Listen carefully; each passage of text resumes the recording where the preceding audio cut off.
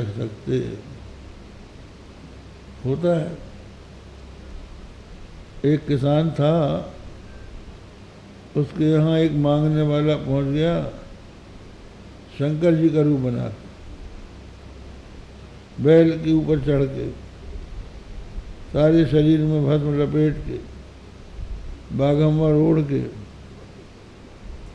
और अपनी जटाएं ऊपर करके, सांप लपेट के, हाथ में त्रिशूल और डमरू लेके पहुंच गया। किसान के यहाँ पहुंचा, उन्होंने बोले कहा साक्षात शंकर जी आ गए। साष्टांग प्रणाम किया, हाथ जोड़ के बहुत देर तक स्तुति करता रहा। तो वो स्तुति से थोड़ी तृप्त होने वाला था। उसने कहा मिले दाता।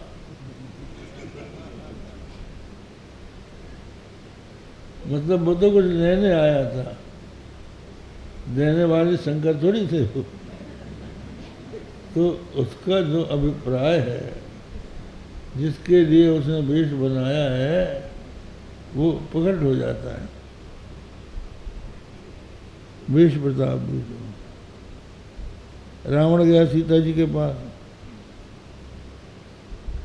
त्रिदंडी बन के गया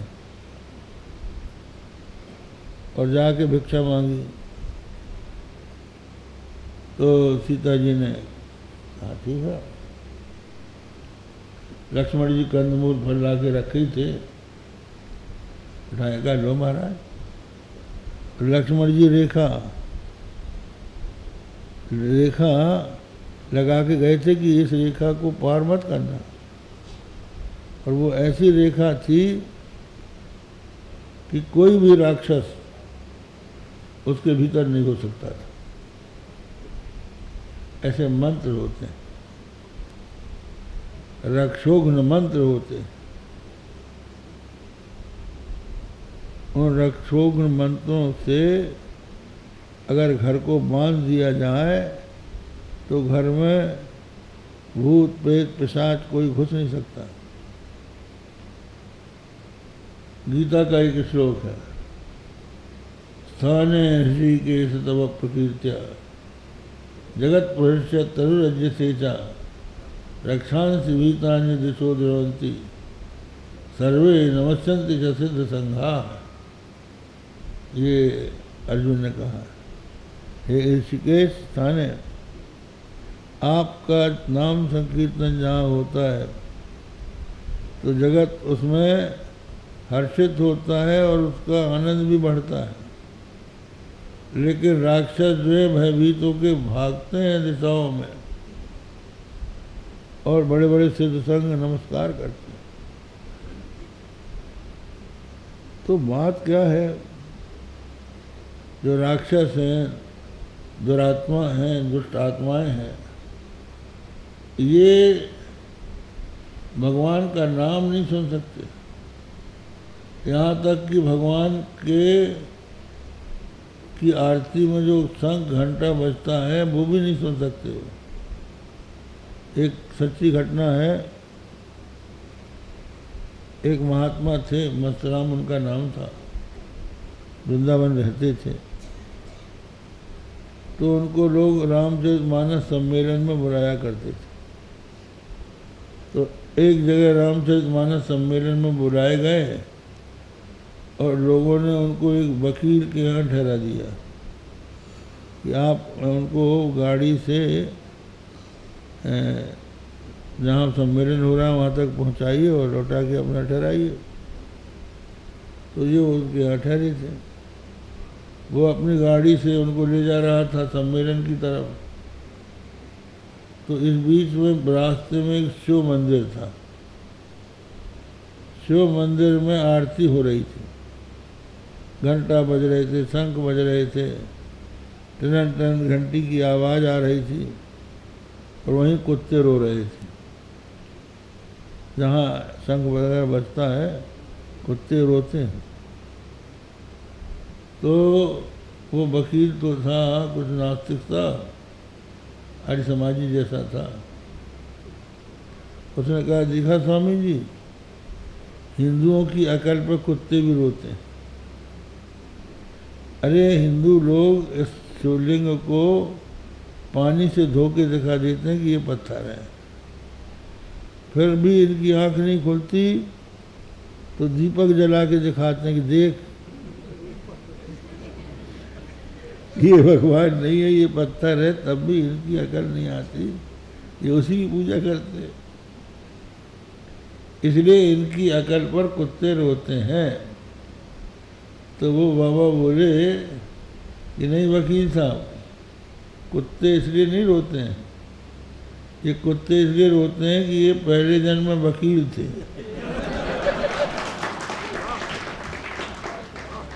इन्होंने कभी भगवान की आरती नहीं उतारी और न उसमें सम्मिलित हुए, इसलिए कुत्ते की योनि में पहुँचे हैं, रो रहे हैं कि अगर हमने पहले मनुष्य योनि में इनका अर्चन बंधन कर लिया होता तो आज ये दशा क्यों होती, हम घर ठोकर क्यों खाते। तो ये बात है। तो जो लोग समझते नहीं, तो शंख की जहाँ आवाज़ होती है, इसलिए जो सनातन धर्मी हैं उनके यहाँ शंख बजाया जाता है, सब भाग जाते हैं आपके नाम संकीर्तन से, आपकी पूजा से, अर्चा से। रक्षांति भीतानि दिशो देवंति, राक्षस भाग जाते हैं। सर्वे नविष्यंति सिद्ध संघा, और सिद्धों के समूह नमस्कार करते हैं। तो लक्ष्मण जी ने रक्षोघ्न मंत्र से वहाँ लकीर खींची, और ये रावण राक्षस था, तो लकीर के भीतर आता तो मर जाता। ये लोग जो है प्रेत पिशाच जो है बहुत डरते हैं भगवान के भक्तों से। एक महात्मा थे उड़िया बाबा, वृंदावन में रहते थे, पैदल चलते थे। तो जब वो पैदल चलते थे तो उनके साथ सैकड़ों लोग लग जाते थे, क्योंकि बाबा के पास अन्नपूर्णा की सिद्धि थी। जो उनके पास आता था उसको भोजन मिल जाता था। कोई ना कोई भक्त भंडारा करने आ ही जाता था, तो अच्छा खाने को मिलता था, तो बहुत से लोग लग जाते थे पीछे। तो जब बहुत लोग आ जाते थे तो महाराज उनको सोते हुए छोड़ के निकल जाते थे। जब वो सब सो जाते थे तो वो अपना चुपचाप उठ के चले जाते हैं। फिर वो लोग खोज के रह जाते थे कि अब कहाँ चले गए, चलो अपने घर, क्योंकि वो प्रेमी तो थे नहीं, वो तो स्वार्थी लोग थे। तो उनका एक भक्त था, वो बता रहा था, वो अच्छा पहलवान था। उसने बाबा को अपने कंधे पे बैठा लिया और कंधे पे बैठाल के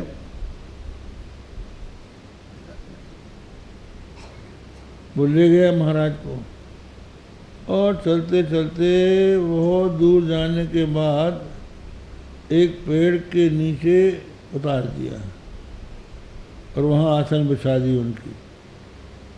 तो बाबा आसन में बैठ के ध्यान मग्न हो गए। वो रात को सोते ही नहीं थे, ध्यान मग्न रहते थे। तो ये बैठा बैठा देखता था, इतने में एक नरकंकाल हाथ में हड्डी लेके, जिसकी आंखें चमक रही थी और दांत कटकट कर रहा था, किचकिचा के दौड़ा बाबा की तरफ। तो ये डरा, इसने उनको हिलाया, उनका टूट गया। वो दौड़ा इनकी तरफ, थोड़ी दूर आया और खड़ा हो गया, फिर लौट गया, फिर आया, फिर खड़ा हो गया, आगे नहीं बढ़ता था। जब सवेरा हो गया तो वो चल दिया और ये भी चल दिए। तो उस भक्त ने कहा, हमने महाराज जी से पूछा ये क्या चमत्कार था। बोले कि इस पेड़ में ये प्रेत रहता था, हम लोग भूल से इसके नीचे बैठ गए, इसकी हिम्मत नहीं पड़ रही थी सामने आने की, और अब जाता कहाँ वो, वो सोचता था कि ये भागें तो हम बैठे हैं। तो जहाँ भगवान के भक्त होते हैं, संत होते हैं, भजन करने वाले होते हैं, वहाँ यक्ष राक्षस ये दुष्ट लोग नहीं जाते हैं, वहाँ उनको अच्छा ही नहीं लगता है। इसी तरह जहाँ भगवान की कथा होती है, ऐसे राक्षस जैसे लोग वहाँ पहुँचते ही नहीं, क्योंकि वहाँ उनको अच्छा ही नहीं लगता। कहाँ फंस गए, और कोई ले भी आए तो कहे भैया हम कल से नहीं आएंगे, आज तो आगे फंस गए, आन फंसे, अब हम आगे नहीं आएंगे। तो ऐसे मंत्र होते हैं। वो श्लोक हम सुना रहे थे, स्थाने ऋषिकेश नव प्रकृत्या, इसमें 2 मंत्र और हैं, उनसे इसको संपुट लगाकर पढ़ दिया जाए तो वहाँ पर राक्षस, ब्रह्म राक्षस तक भाग जाता। मनुष्य, ये साधारण प्रेत की तो बात ही क्या। लेकिन अब यह है कि महात्मा लोग आपको कहाँ तक सुधारेंगे, आप भी तो सुधरो, अपने आचरण सुधारो, तो भूत प्रेत पिशाच छोड़ देंगे, और वो भगा भी दें तो तुम फिर बुरा लोगे, क्या करोगे। तो वो मंत्र पढ़ दिया था लक्ष्मण जी ने, तो राक्षस रावण की हिम्मत नहीं पड़ रही थी। तो सीता जी ने कहा लो भिक्षा लो महाराज। बोले हम बांधी भीख नहीं लेंगे। तो सीता जी ने कहा कि फिर न लो, हम तो वही उधर नहीं आएंगे। बोले तो ठीक है। तो सीता जी परम धर्मिष्ठ थी और फिर भगवान की लीला थी। घर में आया अतिथि भूखा न जाए, इस भावना से उन्होंने लकीर पार कर ली। तो कहाँ तो वो सन्यासी बना था, और जैसे ही बाहर निकली हाथ पकड़ लिया। कह सीता सुन जति गुसाई, बोला बचन दुष्ट की नाई। तो वो अपना दुष्ट रूप उसे प्रकट कर दिया। तो सीता जी को पता लग गया कि हम कहाँ फंस गए, ये दुष्ट है। रावण, राहु जो था ये दल बदलू था। जब भगवान मोहिनी रूप धारण करके देवताओं को अमृत पिलाने लगे तो ये दैत्यों में से था राहु। तो इसने सोचा कि अरे ये तो देवताओं को पिला रही है। तो अपने साथियों को छोड़ के वो देवताओं की पंक्ति में बैठ गया। तो उसकी भी उघर गई, सिर अलग हो गया और धड़ अलग हो गया। और काल नेमी,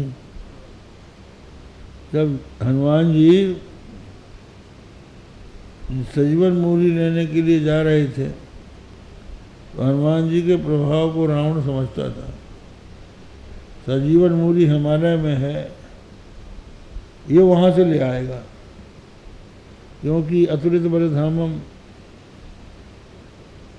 और ये पवन से भी अधिक तेज गति वाला है। तो ये वहाँ से ले आएगा और लक्ष्मण के प्राण बच जाएंगे। मनोजम मारुतुल्य वेगम, मन के समान वेग, मन के समान बल, ये सब था। तो उसने काल नेमी नाम का एक राक्षस था,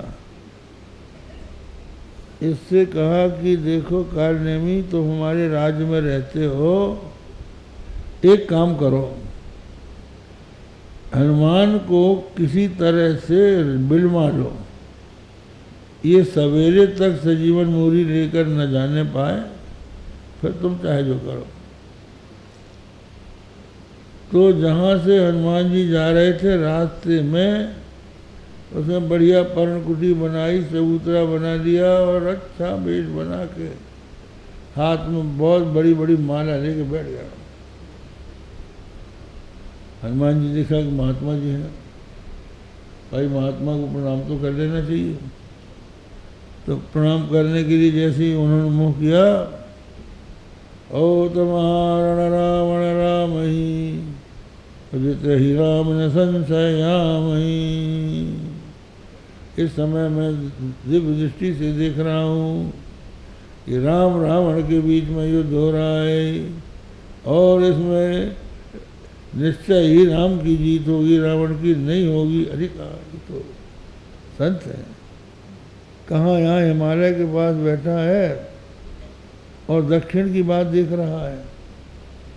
तो पहुँच गए। जैसे ही पहुँचे और उसने कथा सुनाना शुरू किया। ये राम कथा के प्रेमी कथा छोड़ के जाएं कैसे? कई लोग ऐसे होते हैं, वो अगर मिल जाए तो आपकी गाड़ी चूक जाए, क्योंकि उनकी बातों में न अर्ध विराम होता है न पूर्ण विराम होता है। जो बोलना शुरू किया वो बंद ही नहीं होता। तो यहाँ काल नेमी राम कथा सुनाने लगा। और हनुमान जी का नियम है, यत्र यत्र रघुनाथ कीर्तनम तत्र तत्र कृतवस्त कांजलिम बाष्प्रवारी परिपूर्ण लोचनम मारुतिम नमत राक्षसांतकम। जहाँ जहाँ भगवान रघुनाथ जी का कीर्तन होता है वहाँ वहाँ पहुँच जाते हैं और हाथ जोड़ के आँखों में प्रेम के आंसू भर के शरीर को रोमांच कंटकित करके कथा सुनते हैं। भूख प्यास भूल जाती है। लेकिन यहाँ जब उसने कथा सुनाया शुरू किया तो हनुमान जी को प्यास लग गई। इतने जनों की प्यास लगी कि उन्होंने कहा, महाराज हमको तो प्यास लगी। तो कारने मैंने सोचा कि शिकार हाथ से न जाने पाए, तो अपना कमंडल बढ़ा दिया। तो हनुमान जी को उसी में शक हो गया कि महात्मा अपना कमंडल नहीं जीते और ये कमंडल दे रहा है, कोई गड़बड़ है क्या? महाराज थोड़े पानी से हमारी तृप्ति नहीं होगी क्या? जाओ पीछे सरोवर है, उसमें पानी पी लो और स्नान करके आ जाओ, तो हम तुमको आज दीक्षा दे देंगे। हनुमान जी ने कहा, कितनी बड़ी कृपा है महात्मा जी की, प्रार्थना करना पड़ता है तब कहीं दीक्षा देते हैं। ये तो अपने मन से कह रहे हैं, तो हमारे ऊपर तो बहुत बड़ा अनुग्रह है। बहुत से लोग ऐसे ही होते हैं, दीक्षा देने के लिए स्वयं आरती लेके पहुंच जाते हैं कि हमारी आरती करो और दीक्षा ले लो। ये मुनि नहीं है, ये मोगोल रिसर्चर है। मेरा वचन सत्य है, अगर मेरा वचन सत्य न होता तो मेरी आकाश में जो जा रही हूँ कि मेरा आकाश गमन रुक जाता। हनुमान जी ने सोचा बहुत अच्छा, इसने हमको समझा दिया, हम बच गए। तो झटपट लौट के आए और उनकी लंबी पूंछ थी, उससे उस जटाधारी कालनेमी की खोपड़ी उन्होंने कसी। तो कहीं कहीं दीक्षा के पहले गुरु लोग पगड़ी बंधवाते हैं। तो कालनेमी ने सोचा कि चेला पगड़ी बांध रहा है और अच्छी तरह से पगड़ी जटा के नीचे अपनी पूंछ से 3-4 लपेटा लगाया और घुमा के पटका। तो कहाँ वो महात्मा का रूप खत्म, राक्षस के रूप में प्रकट हो गए। तो उगरे अंत न होई निबाहु काल नेमी जिमी रावण राम। और किए कुबेश साधु सन्मानु जिमी जग जाम बंत हनुमान। कुबेश होने पर भी साधुओं का सम्मान होता है और अंत तक होता है। जैसे जामवान रीछ के शरीर में थे, हनुमान बानर के शरीर में थे, परंतु फिर भी उनका सम्मान आज तक है। तो सन्मार्ग में जो चलता है वो साधु है, केवल वेश बनाने से साधु नहीं होता। उनके कल्याण के लिए भगवान का अवतार होता है। और कब कब होता है का युगे युगे युग युग में होता है। तो सतयुग में भी हुआ था कहाँ, उस समय इनका वर्ण शुक्ल था। त्रेता में इनका सुख, इनका वर्ण रक्त हो गया, और द्वापर में इनका वर्ण पीत हो गया। इदानीं कृष्णतां गतः, इस जन्म में ये कृष्णता को प्राप्त हो गए हैं, इसलिए इनका नाम कृष्ण है। और हे नंद जी, बेटा तुम्हारे ही है, हम इसमें कोई आपत्ति नहीं कर रहे हैं, लेकिन कभी तुम्हारा ये बेटा वसुदेव के यहाँ जन्मा था, इसलिए श्रीमान अभिज्ञ इसको वासुदेव भी कहेंगे। और तुम्हारे बालक के अनेकों जन्म और कर्म के अनुरूप नाम है, अनंत नाम है। तान हम वेद नो जना, मैं उनको जानता हूँ और लोग नहीं जानते। ऐसा कहकर भगवान का नाम स्मरण करके बगलगे जी अपने स्थान पर चले गए, और नंद ने अपने आप को पूर्ण कृतार्थ समझा। श्री राम जय राम जय राम, श्री राम जय राम जय जय राम, श्री राम जय राम जय